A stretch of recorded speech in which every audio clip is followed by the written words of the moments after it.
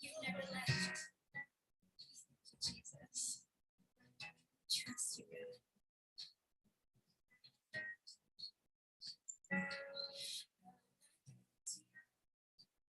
I won't be give pleasure to see things like you do. To you, you're where my help comes from. Give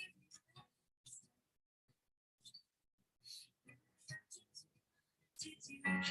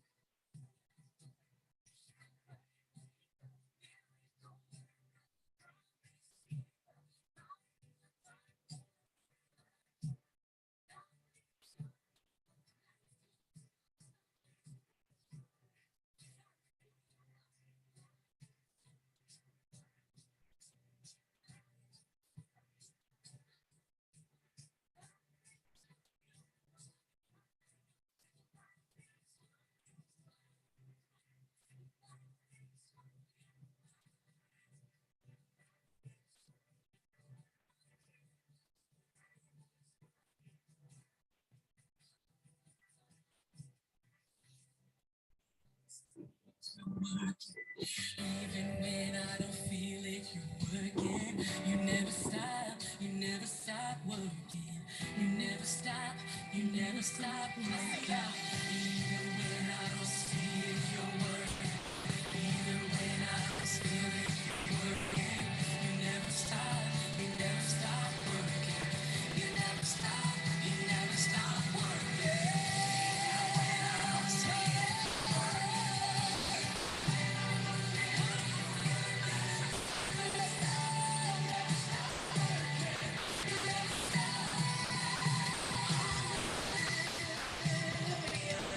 Praise the one who set me free.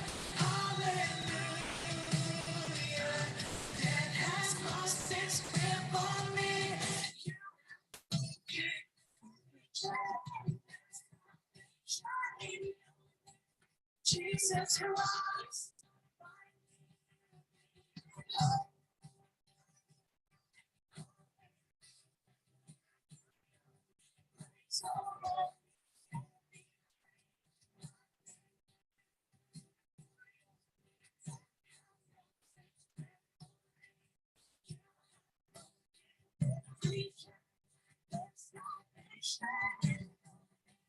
Jesus Christ.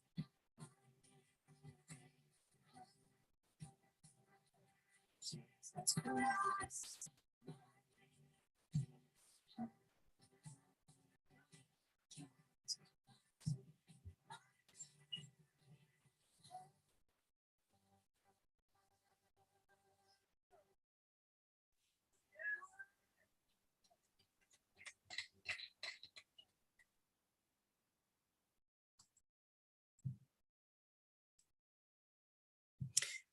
Good afternoon, everyone. You know that my favorite part of that song is God of Angel Armies is always by my side. You know, that just lets me know that even when people walk out on you, they mistreat you, they abuse you, that God, the one who sits on his throne, the one who is our defender, he is our keeper. He will never leave us or forsake us. And for that, we need to say hallelujah.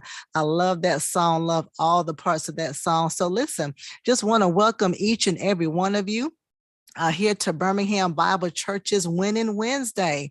On this day, we like to declare that you are a winner and that you are victorious. I said this before that a lot of people like to call Wednesday hump day. I guess, you know, if I can just get over this hump and get to Friday, everything is going to be okay. But this is not hump day. This is victory day. And so we want to bring you a topic on today that's going to help you and I be victorious in our lives. And so today we're going to be victorious in the area of Medicare. Many of you know, I don't know if you realize this or not, because insurance always rolls around this time of year. You got to get a new plan.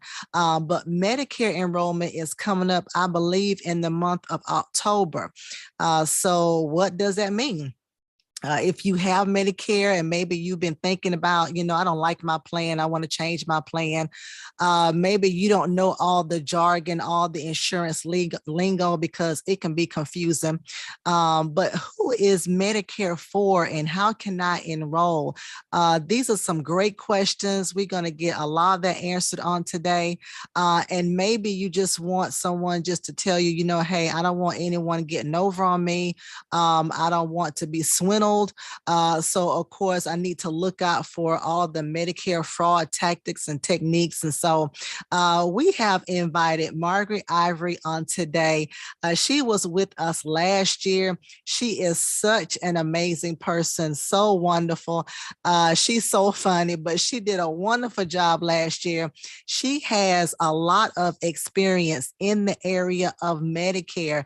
And when she gets ready to speak, she's going to talk about that. She's going to talk about all her years of experience. And so this is what we need you guys to do.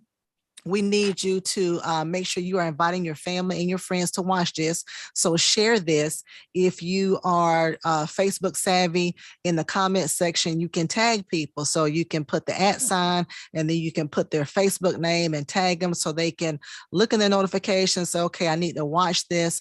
You can text someone so you can share this broadcast and share it directly to their phone, because even if you don't need this information today, there's going to be coming a time when you're going to need this information. And if you have family members who are of that age bracket, of the golden era, I like to call it, they're not senior citizens, they are of the golden era. But listen, y'all can ask questions. We sent the actually the personal Zoom information to a few people so they can come and log in and ask questions themselves. But if not, y'all can ask questions in the comment section. So we are watching on Facebook and we are watching on YouTube. On YouTube, we are BHAM BC. On YouTube, we are BHAM BC, and you can log in and actually ask your questions. On Facebook, we are BHAM Bible Church, formerly known as the Church of the Way International. Okay, so that's long, but on Facebook, we are BHAM Bible Church, formerly known as the Church of the Way International, and y'all can type any questions in the comment section. Well, I'm gonna go ahead and just give way to Miss Margaret Ivory. Hey, Miss Margaret. Hey, how you doing, Miss Pam? I'm doing great. How are you? I'm doing great, doing great. Good, good. Thank you for joining us again on today. I am ready. I want everybody to make sure they got their notebook and they're taking notes so they can, jot down everything that you're saying. So tell us how many years of experience you have with this. Well, I'm getting old, Pam. Uh-oh. So I started doing insurance when my son was 1 and my daughter was 3. So I have been an insurance broker for 39 years. I had to look down and see for myself. 39 years I've been an insurance broker. And for the last 17 years, I've been concentrating solely on Medicare. Awesome. Wonderful, wonderful. Well, I know you are very experienced. This is your expertise. And so I'm going to give away to you and let you speak on this exhaustive topic. And I want to welcome everyone and thank everybody for coming. If you hear me sniffle, hopefully not snort, but if you hear me sniffle, there's a lot of things flying around here in Central Texas and Waco. So a lot of people in Waco are having some allergy issues, including Moa. So wow. I just took some meds, and so I should be okay. Okay. Good. Okay. But I just wanted to say that, my main concern are my clients. Since I'm a broker, I represent everything here in McLennan County and most of what's in Texas. I don't really care about a company. I just care about my clients and what is best for them. And one of the things that I really love is taking difficult concepts and making them easy for everyone to understand. And I hope I do that again today, because that's what I love to do. We're going to go through a tutorial that I created. I'm going to show you this right here. I'm going to share this information with y'all at the end. But it's called Medicare Made Easy tutorial. It's just like a 12-minute tutorial.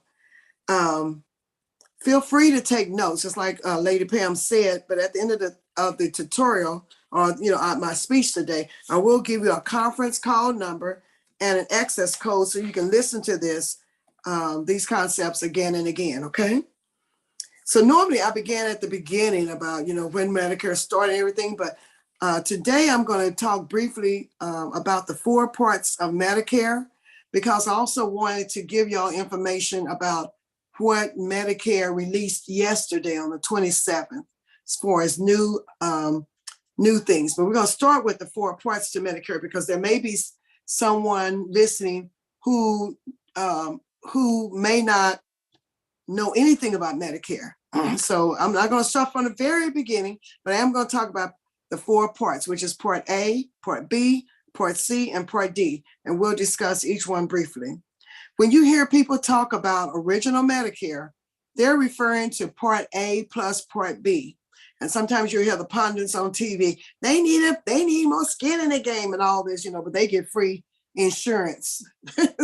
So I don't know how they can even make decisions on us because they get free insurance. And so, but Part A is funded by FICA, the deductions that they took out of your paycheck when you were an employee, or from your self-employment tax if you were self-employed.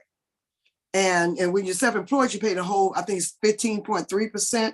But when you're an employee, you pay like 7.65. I think I'm adding that right. And they put this into a trust fund. And I'm looking over here so I can say it correctly. That trust fund is called, just one second. It is called Supplementary Medical Insurance Trust Fund. So ever since I was, 16, I started working at 11, but it was like, I was working for my mama's friends, so that didn't count. But anyway, but when you were 16 or 18, whenever you started working, and they took that 7.65%, out of your paycheck every time you got paid, well, that goes into this trust fund. And this trust fund, they have been saying, is running low, but I'm going to give you all some good information about one area of that today. But that's what how Part A is funded. Part B is funded mainly by the government, but also from monthly Social Security deductions. In other words, we pay a premium. We either take it out of our Social Security, or if we're not on Social Security, then we'll pay a monthly or quarterly fee for the Part B premium. And I have some great news about that too. Part A has 3 names, and you'll see one of these 3 names on your card. You'll see Part A, hospital or inpatient. Part A covers 5 areas: inpatient hospital, inpatient psychiatric hospital, skilled nursing facility, home health, and hospice. And hospice is the end of life care. Part B has 3 names: Part B, medical and outpatient.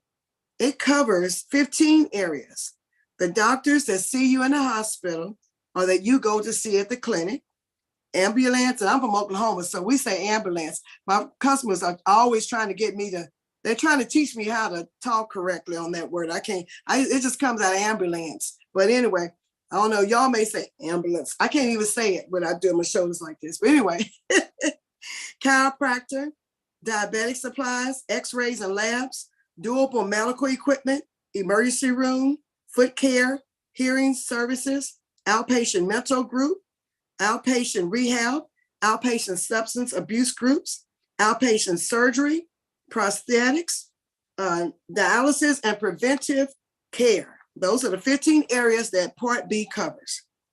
Now, there's no stop loss or maximum out of pocket if you only have original Medicare. Medicare pays 80% and you pay the balance for services. Now, I'm going to give you I always talk about this lady. She gave me permission to tell people about her situation. In 2005, I had Medicare booths in 3 Walmarts. Always confused, always at the wrong one. 3 different cities: Franklin, Hewitt, and Temple. So lady sat down at my booth at the Franklin location, which is around the corner from me, and she started crying very hard. When she was composed, she told me why she had cried. She thought that she had prepared herself well for retirement. She had a pension, she had $50,000 in the bank, she had Social Security, and she had original Medicare Parts A and B. But in 2004, she was in the hospital 4 times. When you're in the hospital with just original Medicare, there is a deductible for the first stay, and 20% is due for each stay. But if 60 days has elapsed between hospital stays, you have to pay another deductible. So the deductible in 2004 was $876, and it was more than 60 days or 2 months in between her hospital stays. So she had to keep paying that $876. Now, her worst bill was $65,000. So 20% of the $65,000 was $13,000 plus the $876, which equaled $13,876. But mind you, she had 4 bills. So you multiply that, that's over 50,000, and it sucked up all of her savings. And she was crying, not because she was ill, because she was well, physically well, but she was financially sick because she had just declared bankruptcy the day before our appointment. People did original Medicare for a while, but they complained, like they should have, because of the high out-of-pocket costs. So Medicare supplements, or Medigaps, were created. Medicare supplements have several plans available, from Plan A to Plan N. All companies have the same benefits within each plan, but they may add on additional perks like a gym membership. Some of the plans were kicked out. Plan E, Plan H, Plan I, and Plan J were discontinued around 2006 because they had a prescription drug attached to it. And because Part D, as in David, was coming became available in 2006, they kicked out these 4 plans. More recently, in January 2020, Plan C and Plans F were discontinued for new Medicare recipients. So I'm gonna be a new Medicare recipient next year. Woo-hoo! And come April, I'm signing my husband up for a plan and me up for a plan, because we're just 2 months apart. So so I'm all excited. Someone told me at church, I've never seen anybody so excited about turning 65, but growing old gracefully is wonderful. The alternative to that is dying young. So I'd rather grow old gracefully. And on that note, our oldest member at our congregation is 97. We celebrated her birthday Sunday. And her husband lived to be 98. They were married for 78 years when he passed away. And every day they play dominoes. And he played dominoes. He passed away, I think it was in November. He played dominoes up until August. And then in September and October, he was bedridden. He couldn't play dominoes. But they played dominoes for 78 years. And that's how you stay young. That's how you keep your mind young. I wrote an article about don't act your age, stay active. That was my article in the Anchor News, our newspaper, one of our newspapers here. So I just want to encourage every senior. I'm taking a little diversion on this, but I want to encourage every senior to stay active. If you like to hula hoop, I have a hula hoop in there, right? I was a hula hoop queen. Girl, hula hoop, 1 hula hoop around the neck, 2 on the arms, and 1 around the waist, and feet, legs. Girl, I love to hula hoop. And I still hula hoop. I'm still hula hoop. I bought me a hula hoop, and I'm still hula hooping.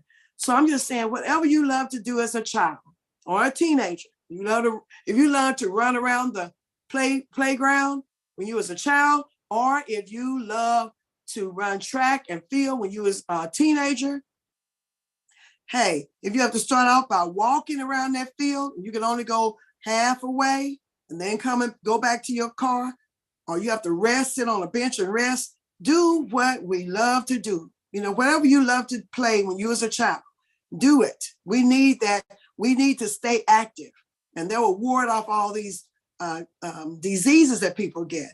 And it's a misnomer that you have to be sick when you get older. One of my grandmothers lived to be 102, and she had no ailments. So it's a fallacy that you have to be sick. She just took vitamins. She took no medication. She didn't have to. She had no ailments. So I just want to take a diversion at that time to encourage every senior citizen, seasoned saint, however you want to describe yourself, exercise. Don't lay up in a bed. Don't sit up in a chair and look at TV all day. That's not healthy. Get out and walk. Even if it's just 1 block and 1 block back, or just walk in your backyard. So there's a lot of things we can do to stay healthy. But so people did Medicare supplements for a while, but then they complained because of the high premiums that were ranging at that time from $250 a month to $550 a month. And so Medicare created Part C, which is also called Medicare Advantage. Now, various Part C plans have been introduced throughout the years. The first was HMO, or Health Maintenance Organization. That was introduced in 1999. In this type of Part C plan, if you choose a doctor, specialist, or hospital that is not in the HMO network, you are penalized 100%. The second type was introduced in 2001, and it is called PPO, or Preferred Provider Organization. If you choose a doctor, specialist, or hospital that is not in the PPO network, you're penalized 40%. The third type that was introduced in 2003 is called PFFS for short, or Private Fee for Service. This type of plan allows you to go see any doctor, specialist, or hospital around the entire country. But we no longer have this type of Part C plan in small to mid-sized counties in Texas. I'm not sure what they have in, in Mississippi or other states, but in Texas, we no longer have private fee for service in small to mid-sized counties. The fourth type of Part C plan was introduced in 2006, and it's called a Special Needs Plan, or SNP, SNP, SNP for short. This plan is for people who are in either of these two categories. They have both Medicare and Medicaid, or they have one or more of these ailments: diabetes, congestive heart failure, or heart problems. These ailments could change depending on your county or your state.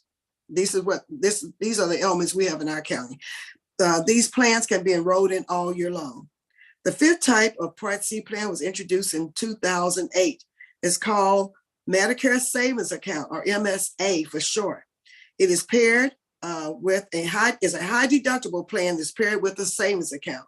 Medicare puts money into the savings account, and you use their money plus your own money to pay the high deductible. When you have paid the entire deductible this way, your medical costs for the rest of the year would be at no cost. We no longer have this type of Part C in small to mid-sized counties in Texas. The sixth type of Part C plan was introduced in 2010. It is called a COST plan, a COST. It acts like an HMO, but you are only penalized 20% if you went to doctors, hospitals, and specialists that are not on the COST network. But unfortunately, we no longer have this type of Part C plan in small to mid-sized counties. McLennan is a mid-sized county in Texas. Small county would be Bell County. So we have small, mid-sized, and large counties. But we no longer have this plan in the small to mid-sized counties. Part D was introduced in 2006. It has three names: Part D, and that's D as in David, PDP, or Prescription Drug Plan. There are 5 areas or tiers of medicine on Part D. Tier 1 is preferred generic. Tier 2 is generic. Tier 3 is preferred brand. Tier 4 is non-preferred brand. And Tier 5 is specialty. So the least cost is for preferred generic. Then you go up, $2 signs. It's kind of like when you go to a restaurant. They have $1. That's kind of like the cheap, restaurant. Then I shouldn't say cheap, but the least expensive. Then Tier 2 has $2, two dollar signs. Tier 3 has $3 signs. Tier 4 has 4, and Tier 5 has 5 because it is the most expensive. Now, usually for tiers 1, 2, and 3, there are no deductibles, but there are set co-pays for each tier. After the deductible, as they say, if you had a tier 4 or 5 and you had a deductible, you are in the initial coverage period, which is where you and the company both pay for medicines. Excuse me for stumbling over that.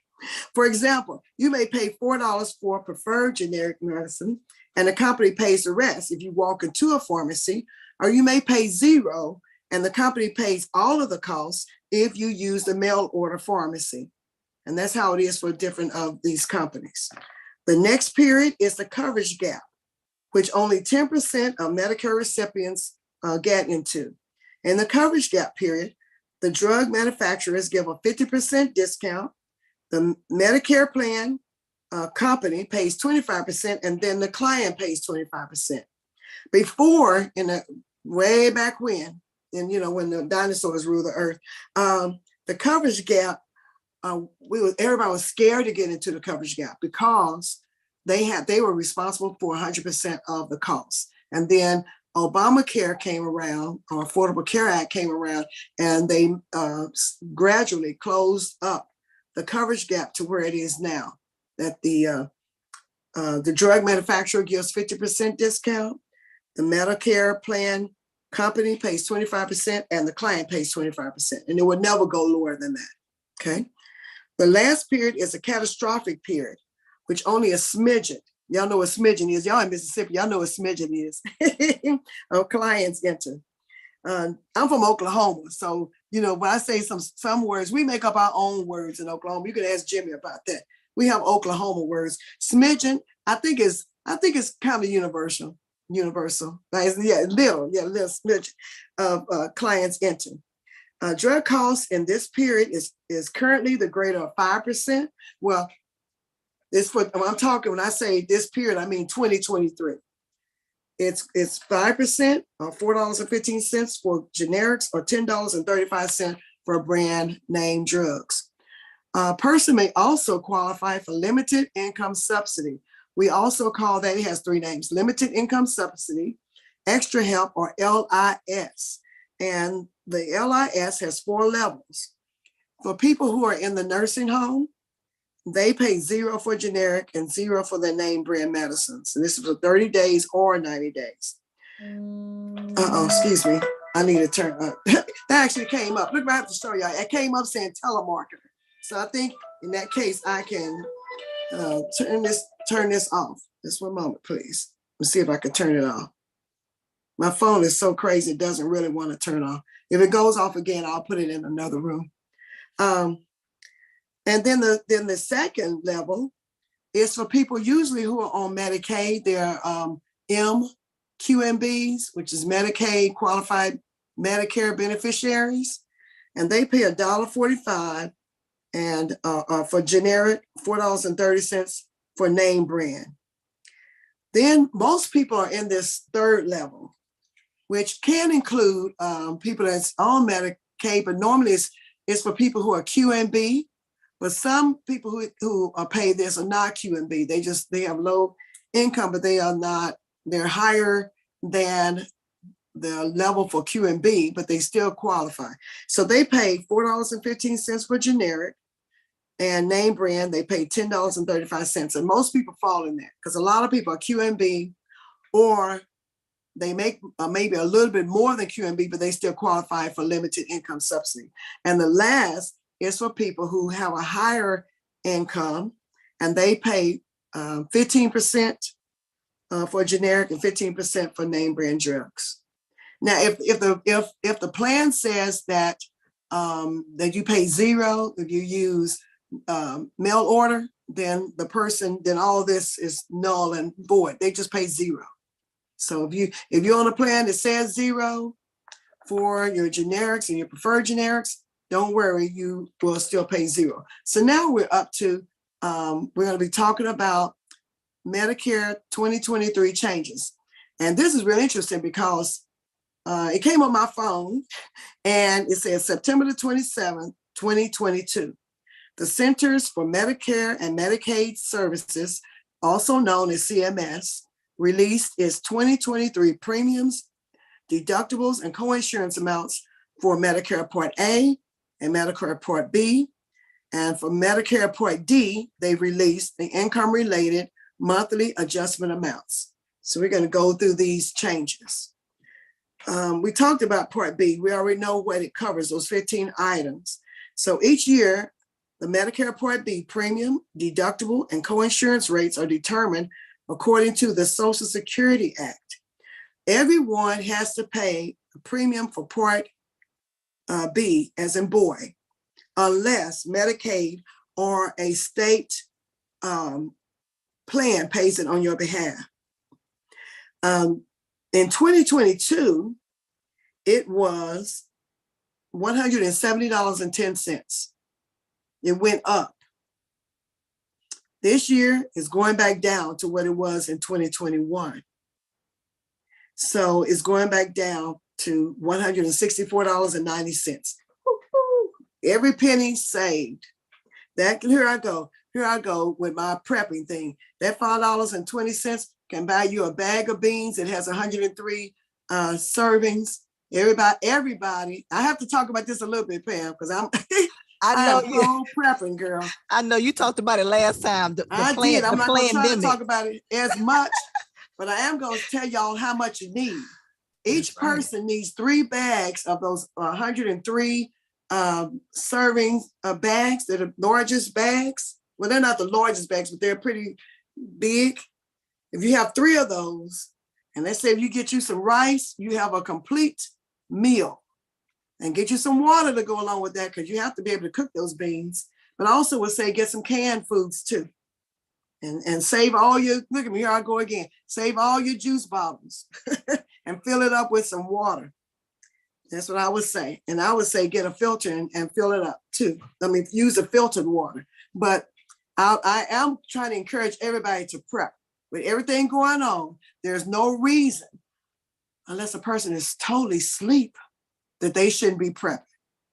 So you need to prep. When I was a child, we prepped, because they went through the Depression. You see what I'm saying? My mother was a Depression child. I mean, she was born in 1930. And so she grew up in that era. They ate better than most people because my grandmother fed them chicken, yams, greens, cornbread every day. So they ate well every day. They thought they was being mistreated. But anyway, they had to apologize to their mother. My grandmother told me they apologized to it, and they told me, said we had to come back and apologize. We didn't know people were just eating 1 apple a day. And she had 11 kids and was feeding all those, and her husband. You know what I'm saying? She was feeding 13 people well every day. So I'm just saying that because, like my grandmother prepped, my mother prepped, there, and our 4 ancestors before them prepped, we need to prep today. And we don't need to think that everything is, you're going to go into the store and you're going to see everything. And I don't know if I said this last year, but after Hurricane Harvey hit Houston, I walked into my area, HEB, which is within walking distance from me if I really wanted to walk there. And so it was locked. And so it was 10 of us, strangers. And we're knocking on the door of the manager says, there's nothing in here. And we're thinking, oh, he's just exaggerating. We walked in there, you could see from the front of that store to the back of the store, there was nothing, not one roll of toilet paper, not 1 apple, not 1 juice, not 1 anything. Everything was gone. So I am a living witness. And we were just walking together like we was one big group. We were just walking through the store looking like this. Looking like we couldn't believe it. So I have experienced seeing our local HEB, is our local store, one of the main stores here in Texas. I saw it empty of everything, not 1 medication, not 1 anything. So if you think that can't happen, believe me, it can. It happened after Hurricane Harvey, because they couldn't get the trucks in. They couldn't get the trucks in, to service everything because there was so much damage. So believe me, prep while you can. Prep. Get as much as you can. Prep. And that's all Sister Ivory gonna say about that. But please prep. Anyway, now for the annual deductible. Okay, annual deductible is for people who have original Medicare only. People who have a group plan don't have to worry about the deductible in most cases. People with a retiree plan don't have to worry about deductible in most cases. People with a Part C plan don't have to worry about a deductible for the medical at all. And I think I'm missing one. Oh yeah, Medicare supplement. The Medicare supplement usually pays the deductible for you, so you don't have to worry about it. But in some cases, you do have to pay an annual deductible if you only have A and B, and if you have a certain Medicare supplement that doesn't pay it, or a group that doesn't pay it, because I have seen a few groups that won't pay it. Well, in 2022, it was $233, but in 2023, it's going down to $226. That's why I say I have some good news. It's going back down. And let me tell you why they were able to go down on these prices. Usually they just go up, up, up, up, up. But this time it went down. There's a reason why is because there's a new drug for Alzheimer's. And I'm going to try to say this. A is spelled ADUHELM as in Mary. A, D as in David, U, H E, L is in Larry, M is in Mary, Aduhelm. And this is a new medicine for Alzheimer's patients. And they thought they was going to be out of a lot of money for Part B, the other Part B items, and for this medication, because apparently it's a Part B medication, kind of like the cancer drugs is a Part B medication, and allergies, look at allergies, is a Part B medication, and asthma is a Part B medication. But to their shock, they had lower than projected spending on both that medicine and other Part B items. So they had more reserves for Part B, in their trust fund, in that supplementary medical insurance trust fund. It's also known as SMI. So they decided in May 2022 to pass the savings on to the people who have Part B coverage. And I think that's very commendable of them. I don't know if it's just Black people going to look at this, but I just want to put in a plug for my sister. I don't know her name, but she is the new CMS director. I'm going to give her a plug because, I know we as a people, we really deeply care about people. And I wouldn't be surprised if she's the one who suggested that. Because, we have extra money over here. We have a whole lot of extra money. What are we going to do with it? We're going to go back down on these premiums and on these deductibles. And I don't know her personally. I'm just proud of her. Okay. I don't know her name. That'd be something y'all could look up as homework. What is the name of the new CMS director? And what does she look like? But, and then the second item that is new this year is that there are Medicare disabled enrollees who are 36 months post-kidney transplant. And usually when they've been through 3 years and their bodies have not rejected their kidneys, they're kicked off of Medicare. But this year, starting in 2023, when I say this year, I mean 2023, they can elect to continue Part B coverage just for this anti-rejection medicine. And they can pay a premium starting at $97.10. I will let you know about if you have a higher income, you pay more, but the majority of people would just pay $97.10 a month who had a kidney transplant. And this, let me tell you how much this anti-rejection medicine costs. It costs anywhere from $10,000 to $15,000 a year. So most people can't afford that. So I think it's really nice of them to let the people just pay a premium. I mean, $100 is better than paying $1,000. So the next thing is about the annual enrollment period, which we're about to embark on October the 15th, and that will continue until December the 7th. Now, during this time, Medicare recipients can compare 2023 coverage options. They could decide if they want to go back to original Medicare. Don't do it. Anyway, but they can decide they want to go back to original Medicare. And hopefully, if they do go back, they're picking up a Medicare supplement. And they still have to have a Part D plan. And Medicare Advantage and Part D prescription drug plans. These are options that you have between that time. So our goal during this time is to let you all know what is going on. And it's very hard to find, it's very difficult to find people like myself who represent everything in your city, in your county, because we have to take tests for everything and we have to pass it at 90%. So I'm just saying it isn't easy. I think they've let some good agents go who are just bad test takers. And then some people are bad agents, but they're great test takers. Okay. Anyway, but I myself, I'm a great agent, broker, and a great test taker. So anyway, pat myself on the back. But anyway, but if we don't pass it, and they allow you to do that maybe twice, and after that, you lose your customer base, you lose everything. So, but we'd like to, encourage everyone to review this year by year. Some people say, well, I want to just stay with what I have. But see, their benefits may change. It may have changed from 2022. It may have changed for the best, or it may have changed for the worst. And the best thing to do is to review it. And that's what I will be doing with my clients. I review it with them every year. And I want y'all to, look at me. Some of my clients passed away because all this corona and the virus and stuff, and I've already cried for them. Some of them have been my clients since 2005. And so they're like family to me.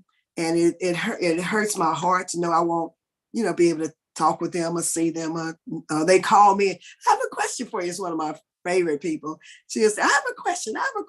And I won't be able to hear her voice again. But, and they didn't die. Most of them did not die from corona. C-19, I call it the sea monster and all that. Most of them did not die from that. Some did. But every year my clients either talk to me on the phone, like doing the C-19, talk to them on the phone, or we met at the library, or we met in my front yard, because at that time they weren't coming in my house.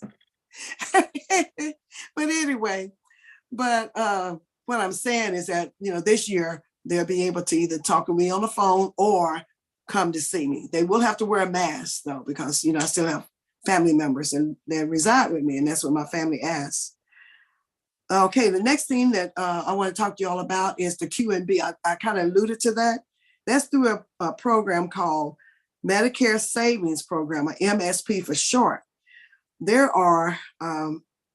help millions of Americans across, access, what I'm trying to say, high quality healthcare at a reduced cost, but only half of those who qualify for it, only half of those people who qualify for it actually go in to apply for it. So you can go to your Medicaid office in your area, go to your Medicaid office to apply. You can apply online at medicare.gov/your-medicare-costs, and COSTS/get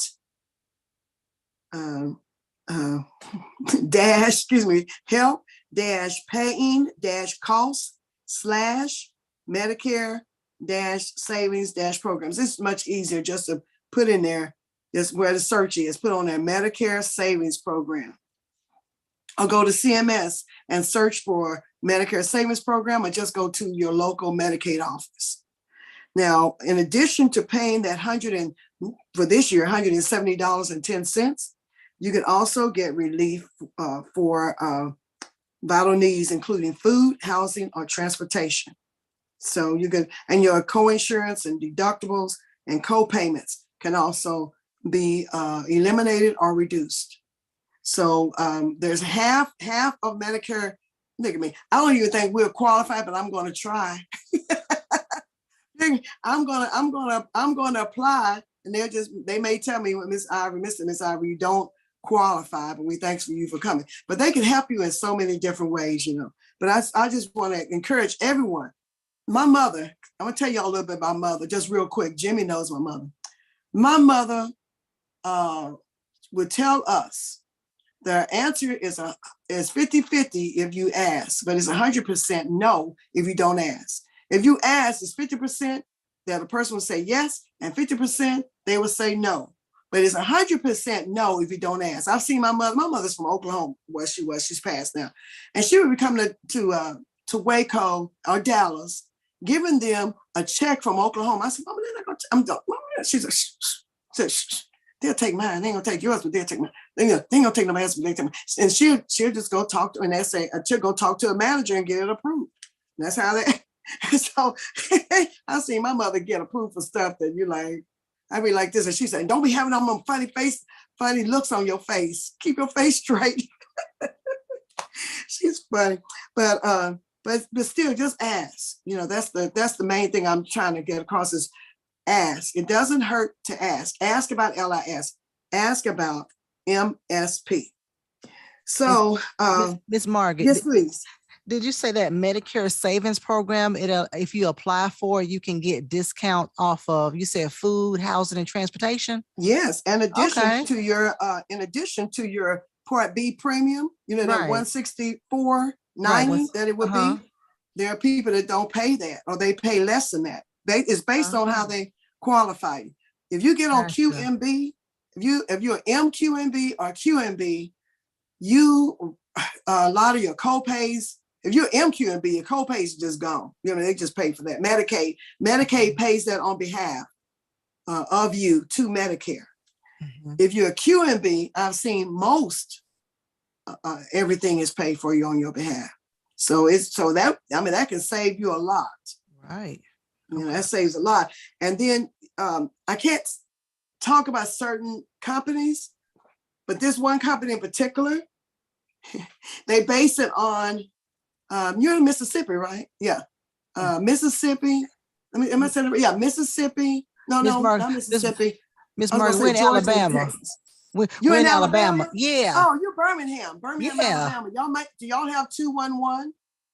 Y'all have where you can pick up the phone and dial 211 and get a resource representative? We might. I'm not I sure. need to try that. 211 is for the centers of. Let me say it right. I'm trying to say it right, but it's to help everybody in. I'm gonna use Texas.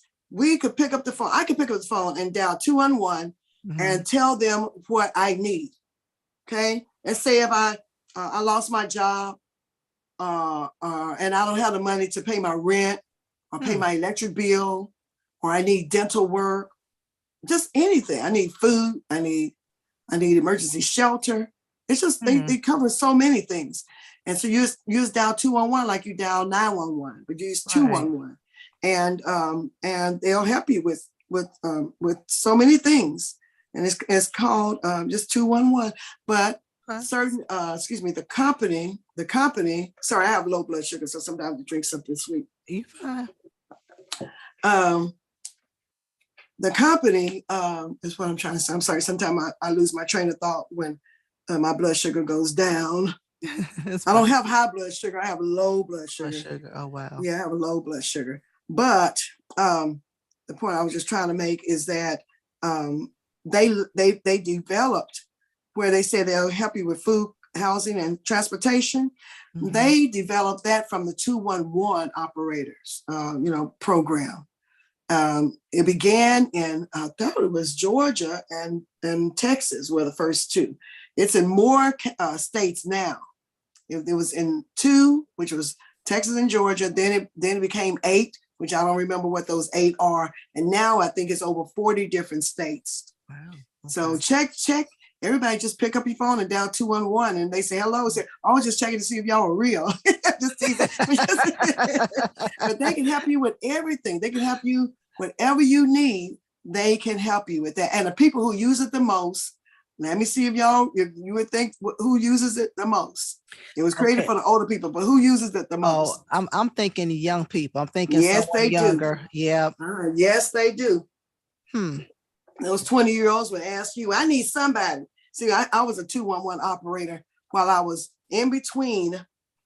Medicare was about the Medicare Part C and D were about to start. I was referred to do this. In the meantime, I knew when it was going to start. When we was going to be sequestered in a hotel for a month or however long we was there. But anyway, in between, I worked for 211 as an operator. And it really came in handy because that was the same year that Katrina hit. And, Leon is from New Orleans. And I could talk like I was from New Orleans. So they thought they were just talking to a homegirl because I was listening to my mother-in-law and my sister-in-laws, and I could talk like them. And so, but they were saying, I know about those people that this was the young people. I'm actually talking like this one girl did. I understand, ma'am. I know about those people getting flooded out in Louisiana and Mississippi, but I need somebody to pay my light bill. I said, well, ma'am, the one time that our lights went out because we didn't pay our bill, I went and bought a lot of flashlights and batteries. This is a true story.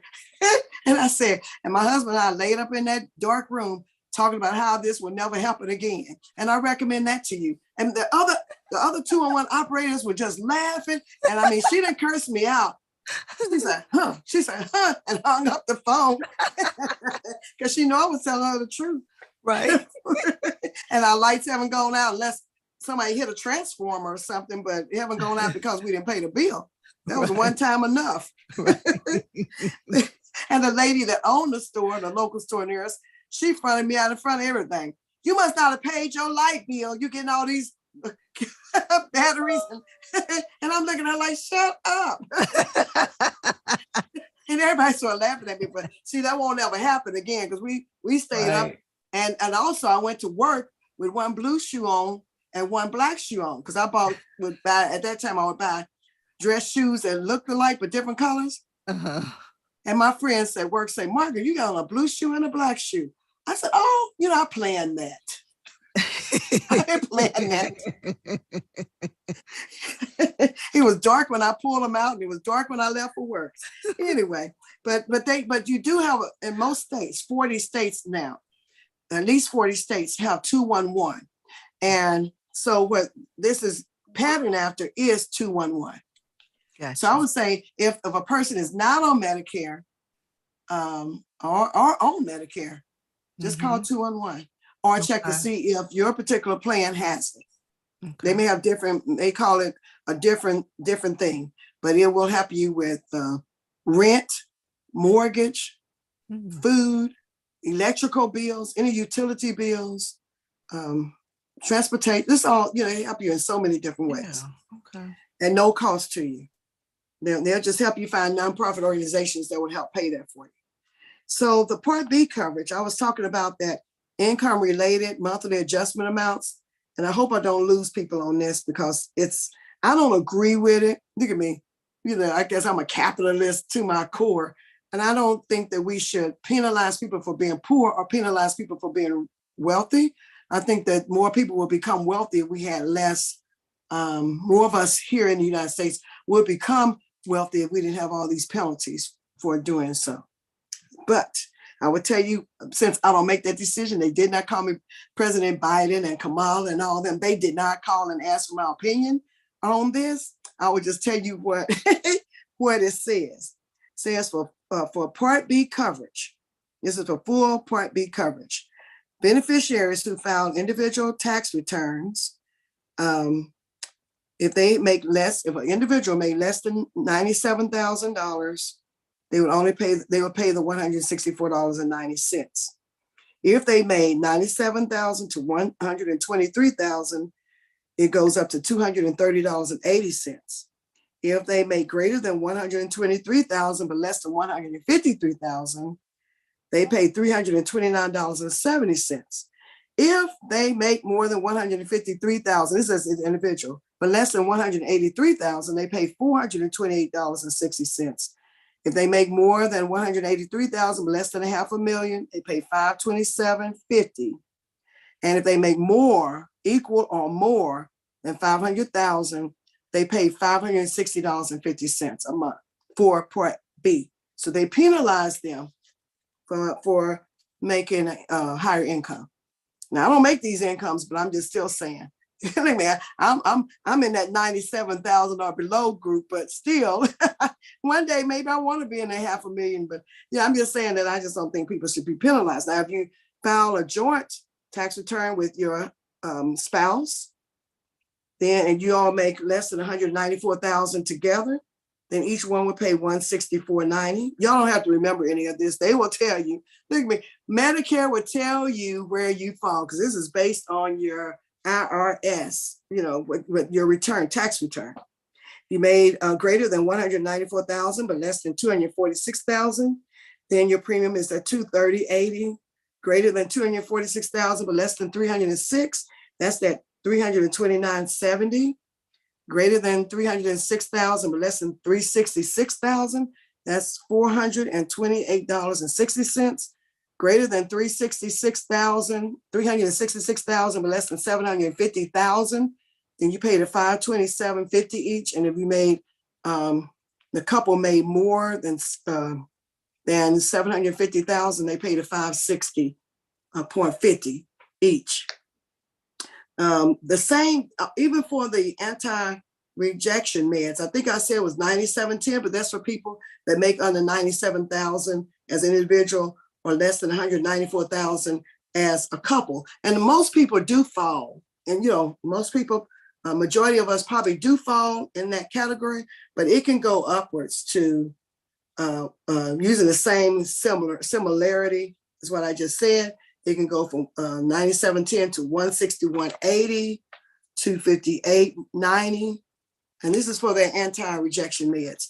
$356, $453.10, and $485.50. And Medicare will let you know if you, what you have to pay. And then, like my husband and I, we both, because we both have businesses, so we both file separately. If you do, then they really throw the buck at you. But I'll put it on this: 97,000, you still pay the 164.90.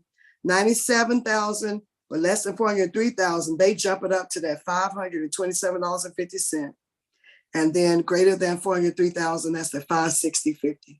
That's how they do. They also penalize you for being married, but having separate businesses and filing separately. But that's, that works for us. So that's what we do. And that's the same exact way for the anti-rejection med. That 9710 can go up to 453.10 or all the way up to 485.50. So I don't, that's why I say I don't agree with penalizing people. Even though I've never made this kind of money, that kind of money. I'm still in the last group, but I'm in the first group, but I just don't agree with it. I think that America would be better off if we didn't penalize people for being married and penalize people for, because there is a marriage, they call it a marriage tax, penalty. And then, and I'm gonna stop. Here I get on my soapbox just for like 3 minutes. I'm gonna get on my soapbox. It's almost finished. I have clients and friends who have had to divorce, but they're still, in their mind, they're still married, so that they won't, because if there's two people in the house with Social Security, they try to penalize you. Like my sister said, she said, they're making these old people sin. That's what she said.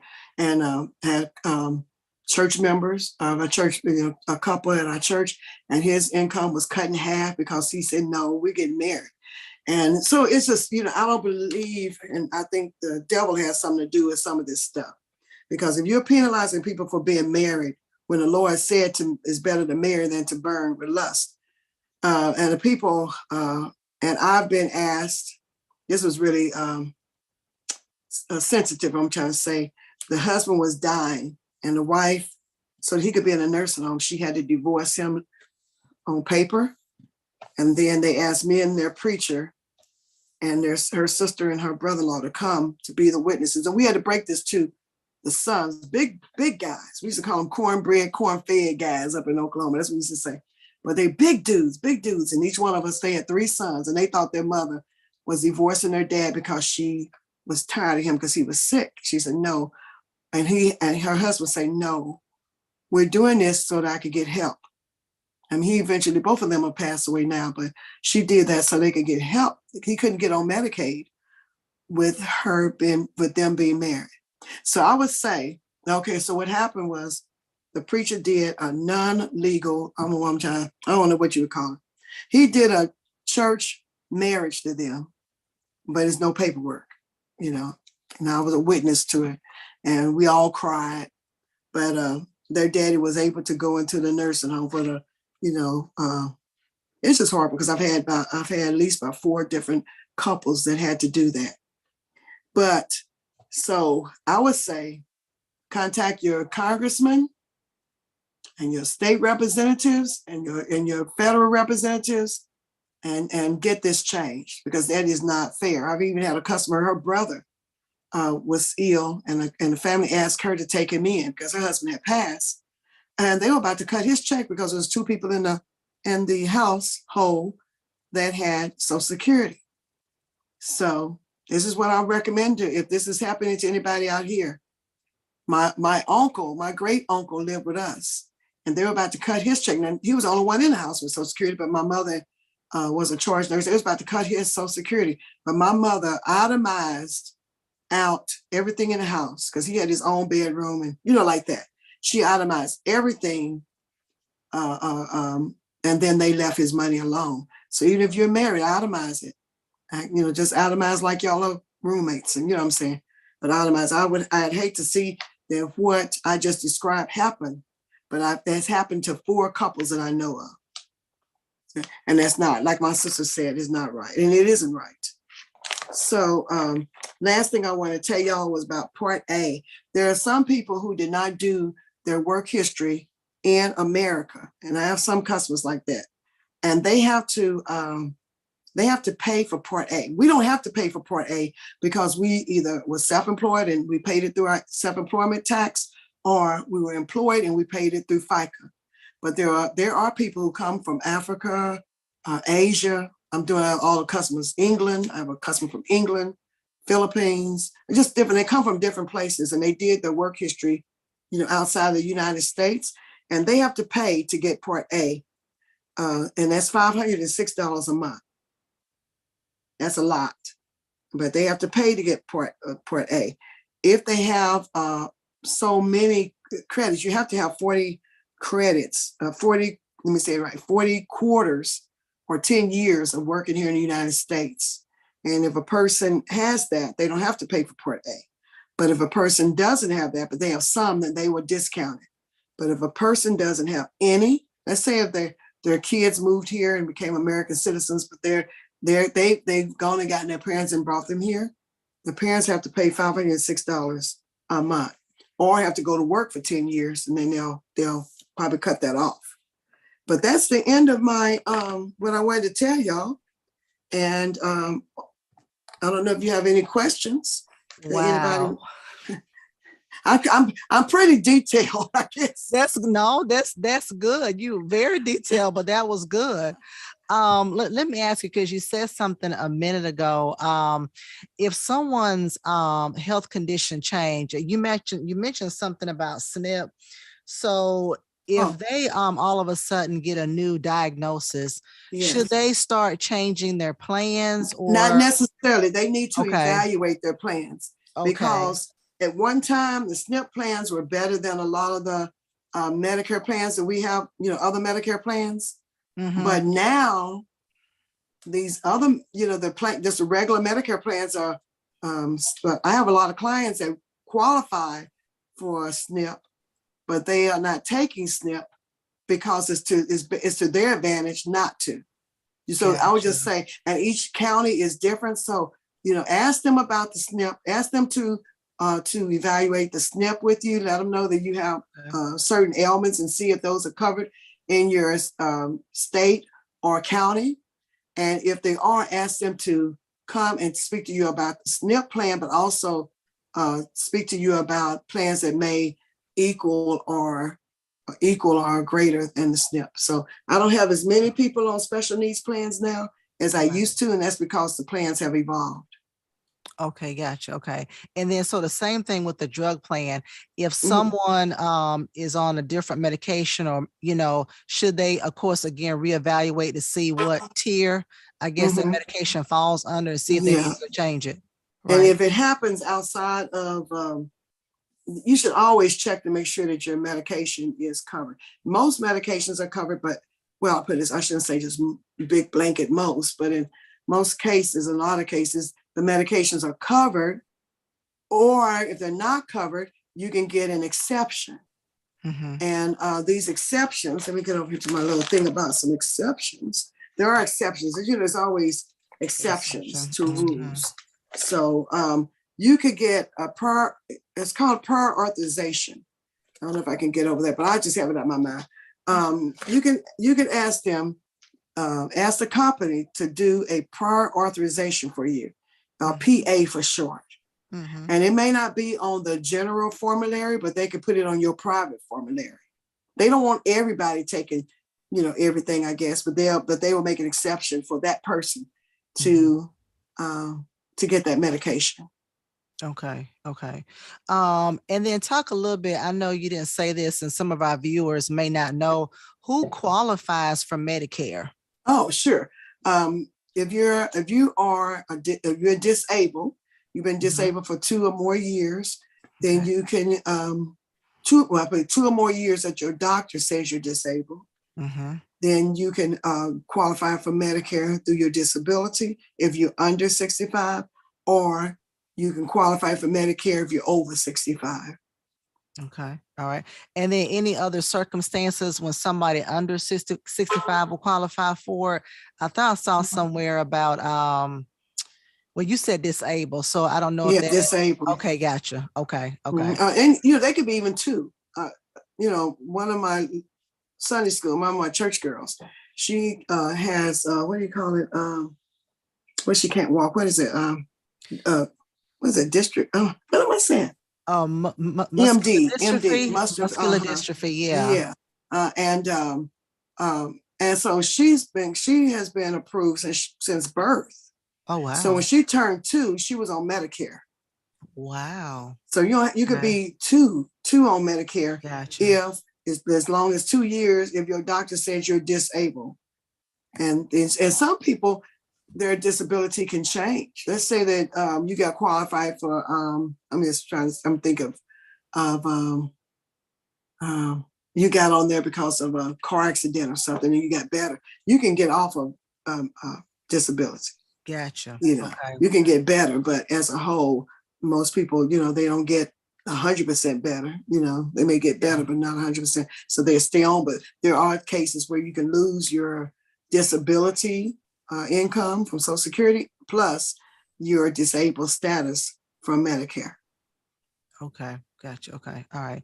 And I think it's my last question. I've been checking the chat, so I don't see anybody asking any questions. But you mentioned about that the medical trust fund, and I don't know, in my head I was thinking, is there any danger because you say everybody has that?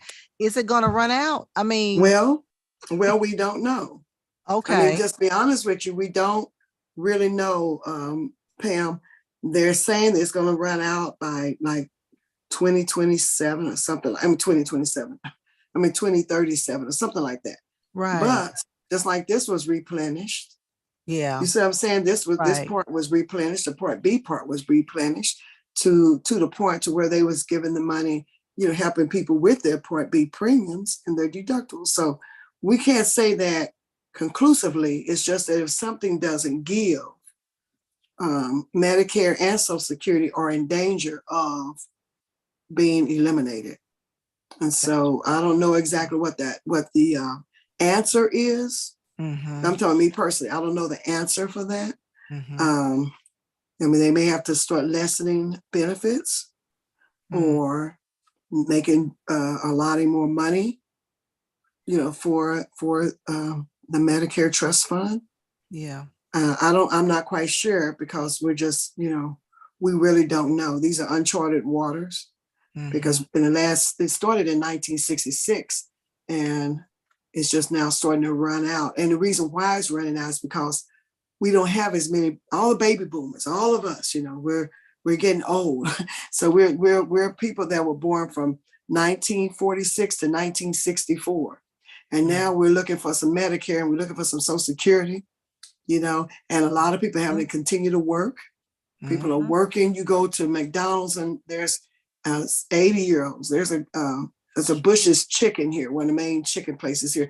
And there's a guy, it's usually just young people, teenagers and college students, running to the cars. No, he's probably about in his mid to late 70s, and he's running to the cars too. He's real good at what he does.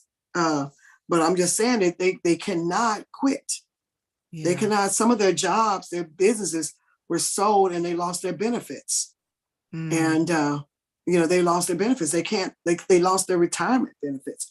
They can't stop working. And then the young people retire already so we can have more jobs, but the older people, there's a fallacy. One of the biggest fallacies or lies, I'm just going to call it a lie, to say that older people have more money when they retire. No. Not with Most inflation. older people do not. But that's what they're going around saying. That's what they're telling people. You'll have more money when you retire. And people are like, okay. And there are some who do, but most people, Pam, are still having to work, and some, whether part-time or full-time or self-employed, they have to do something online, working from their home online, Right. out of their house, or they're actually having to go into offices. People are just not able to retire like they used to. Yeah. For one thing, everything is going up. So people don't have the money, but that is one of the lies that's going around, that older people have more money, Yeah. we just land on the beaches somewhere. We may do it every now and then, but it's not an everyday thing. Yeah. Yeah. Okay, but thank you so much, Yeah. Miss Ivory. Listen, how can we're going to do a couple announcements, but how can people contact you? Oh, there, yeah. I want to do this too. I want to give y'all this. Okay. This is because I know I didn't have the presentation ready for today, but they can listen to this. This is a call, a conference call, and that number is 602-580-9299. That's 602-580-9299. The access code is 105-0813 pound. The access code is 105-0813 pound. The reference number is 1. You can call this 24 hours, 7 days a week, and you'll hear my voice. And I'll be talking to you about the same thing that I'm talking to you today about. But I know that when someone's talking, you don't catch everything. So you can listen to this as many times as you want. Yeah. Call in is 24 hours, 7 days a week. Okay. And now people in Texas, because I'm not licensed, but in Texas. So people in Texas can give me a call at 254-523-8978. 254-523-8978. I specialize mainly in McLennan County, Bell County. I have clients in the Dallas, Fort Worth area as well. Mainly, people that I know, but yeah. But here in McLennan County is everybody. Everybody, Okay. anybody, everybody. All right. So I don't go to people's homes anymore. Amen. They come to me, or we'll meet at the public library. I don't do that. I've been locked up. I've been, this is the truth. It's not even I've been in drug dealers' houses. I've been in Ku Klux Klan houses. I've been chased by dogs, geese with a pack of ducks. Anyway, one man asked me to meet him, and I did, but I'm not doing it no more. I was young man. Meet him in the middle of his property near his tractor. What? So I was young then. I could run. I could fight. You can't do that now. Well, I may be able to still be able to fight, but I don't know. But I know one thing. I would be teasing. I always say that I may lose, but they'll know they was in one. But anyway, but to stop all of that, my husband has told me he has forbidden me unless we know them. I went to someone's house last month, but it was a person I've been knowing for 30-something. I've been knowing him. Right. And knowing and his son-in-law, I know them. I mean, stepson, I just know him. So that was, it's different, but I don't go to strangers' homes anymore. But I've been locked up, swung at, everything. Wow. But so we're a little crazy. I say the insurance agents and brokers are very weird people that we go to people's homes that we don't know and demand that they give us their social security numbers. I'm just being funny, but that's the truth. Yeah, Medicare numbers. But just to say that is that if they do call, if they are from this area, I'll be happy to help them. Okay. Miss Margaret, tell us those numbers again on that. Sure. When they can call in 602. Tell us that again. Okay, 602 580 9299. 602-580-9299 is the number you call. they're going to ask for an access code, ACCESS code. It's Mhm. 105 Mhm. 0813, and then the pound sign. Okay. And that's the one that look like the number sign. And Okay. then the reference number is 1. All right. Good. I know. And that's an educational. It's educational, just teaches you about Medicare. Okay. Good. And some of the numbers, like I say, you know how they just changed the numbers yesterday. So the numbers that's on here, the numbers on here, maybe 2018 or 2019, whenever I put this together. Yeah. But Okay. just exchange it for today's numbers. Okay. And then one last thing, if someone is listening to you and they live in another state, so we have people that listen from Alabama, Georgia, Florida, who can they contact, or Well, do they go to the website?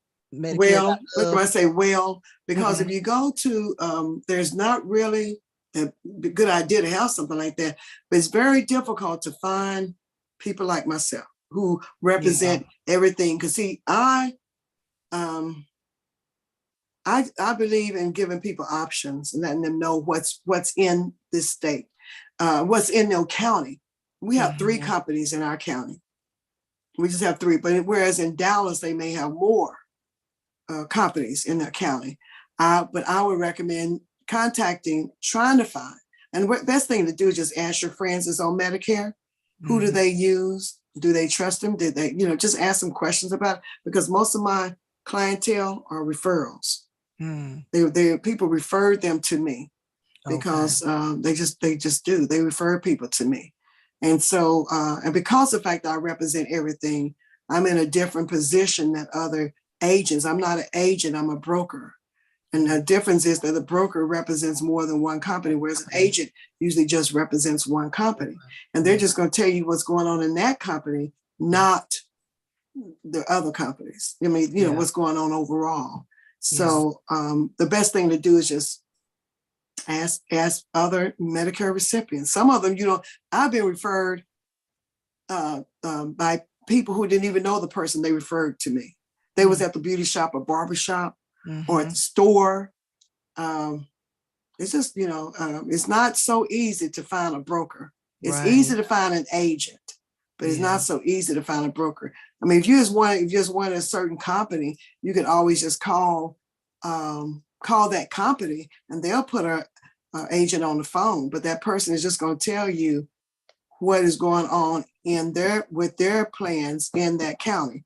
You won't be able to evaluate other plans. So I can't, look at me. I'm going to say one funny thing. Pam always knows I say funny thing, but it was kind of scary and fun. This guy comes in and I had to throw him out of my office. I had offices there. And so he said, well, it took me forever, the lady, to find you. What am I going to do now? I said, I don't know and don't care, but you're getting up out of here. And I had my hand behind my back, so he thought I had something. I did have something, but not what he thought. So he said, what am I going to do? And I told him, you should have thought of that before you start talking crazy. You got to go. So anyway, so I'm saying it's not easy. Like with him, he should have kept his mouth shut. And then he should have kept his mouth shut. Then I would have helped him. He still would have been my customer today, but he didn't do that. And I would tell you what he was just talking about, because I guess, I don't know, he was just saying Black people were not patriotic. And we were some of the most patriotic people. We fought in every war that this country has had, but have not been given benefits for it. So that's what he was saying. He was just going on and on and on. So then I said, well, you tell that to, and I just started from World War I to the present, my cousins that's in the present day wars. And I just, I said, and then last I said, you tell it to my brother-in-law who did 3 tours of Vietnam, first as an Army person and then as a Marine. That's it. So he kind of made me upset. That's what I'm trying. That's why I don't kick people out normally. When he was asking me, how do I find somebody else like you? I said, I don't know. You don't care. And I don't care. And I told him that. But but anyway, but I do care about Medicare recipients. I just, and if you go, I always say this, if you go into an office, leave some things just go there to learn about Medicare. You can Go there talk and about learn. pleasantries, That's but right. don't insult people. Right. And don't, Exactly. and I've had some clients I've had to throw out. And one lady, she's a good friend of mine now. She said, "You remember when you threw me out your office?" Anyway, when I first came to see you, threw me out, and I did throw out. But anyway, make a long story short, we're great friends now. Yeah. But I just want to tell all the Medicare recipients to, be cognizant that this person, when you do find a broker, they're hard to find. Right. And so if you found a great broker, just get the information and get signed up. And that's what I would say. Gotcha. Don't insult them. Amen. You're right. You're right. Well, thank you, Miss Margaret. This was so great. A lot of good information. I'm just going to encourage people. I just have a couple of brief announcements, but listen, don't forget, guys, we are not having a small group this Saturday. And so we're going to take a small break. So our next session for our Life Healing Choices is going to be October the 8th. So make sure you join us for that. For our small groups, we'll be sending out notifications. Join us this Sunday, October the 2nd. We are having our in-person service. In-person service is this Sunday at CW Hayes School. Of course, you need to register. We want to make sure you guys are safe and socially distanced. So you're going to register at welcomeback@bhmbc.org. That is welcomeback@bhmbc.org. Pastor is going to continue the lesson or the series on the master's class on prayer. I mean, we have been having a great time with the master class on prayer. So join us. Don't forget, service starts at 10. So if you are used to watching us virtually it starts at 11. We are in person on Sunday. So we're rolling back an hour and we're going to see you guys at 10 o'clock. Of course, all of our information is on our website at bhmbc.org. Thank you guys for joining us. I look forward to seeing y'all next week for another great month on Winning Wednesday. I'm going to give you a tidbit, a little teaser. Next Wednesday, we're going to talk about crime prevention. A lot of stuff going on nowadays, a lot of hackers. They're getting so creative. And so we have someone who's going to talk to us next week about how we can help prevent crime. So that's all we have for today. Miss Margaret, if you can give us maybe 1-2 minutes just to sum it all up. I would say, of course, find a broker in your area by asking around, talking to your friends and family, church members, ask them who they use. Find a good broker that will give you details on what's going on in your area. And each county is different. Each state is different. And each benefits, some of them have additional benefits that are really, really great. So you just need to compare apples to apples and oranges to oranges. And don't let anybody just force you into a plan. And one thing I will say is that if let's say a person bully you into a plan, you can, up until December the 7th, you can change plans. You can change plans as many times as you want during the annual enrollment period. Okay. So some people are very big bullies. They just bully because they're trying to get a commission. And if that person seems like that, we say, well, let me think about it. You get the information, say, let me think about it, and get their phone number and go. And if you need to bring somebody with you, because I love it when adult children come with their parents. Amen. And so because they'll be the ones, if you get real sick, they'll be the ones that have to figure out the plan. So I'd rather them be there so they can understand the plan, how the plan works. Yeah. So bring someone with you if you're easily intimidated. Awesome. And last thing, I'm going to say this, and we're going to go. I love what you said about staying active. So everyone who's out there, y'all know we've had other Winning Wednesdays on this. Stay active, keep moving, eat right, exercise, whatever exercise looks like for you. So I love what you said about that. So thank you, Miss Margaret. Keep playing. No, there's no rule saying you can't play as an adult. That's right. That's just something we bought into. Don't buy it. Yeah. I still play dodgeball. I was a dodgeball queen. Dodgeball queen, girl. I still play dodgeball with my grandkids. So just don't let anybody tell you that, you old. You can't do that because you old. You know, Right. one of my good friends, and I'm gonna say it in her voice, girl, because I paint my house. I just finished painting one of my she and her relatives and I painted her house, and my friend told me, girl, get off that ladder. You old, we old. I said, you old, I ain't old. I'm gonna stay on my ladder. I pick my ladder up and I get up on my ladder and I paint. So don't let nobody tell you that. Tell you stuff like that. Age is just a number. And it's all, I've seen old 18-year-olds and I've seen young, well, my grandma was 102, but I've seen young 80-year-olds. So don't let nobody tell you you too old to do something. Yeah. Now your body may tell you sometimes, but not don't let nobody else tell you that. That's it. That's it. Thank you, Miss Margaret. Until next time, we will see you next time. Love it. Take care, Pam. Yes, ma'am. You too. Bye-bye. Have a great day. Bye-bye. Thank Bye-bye. you.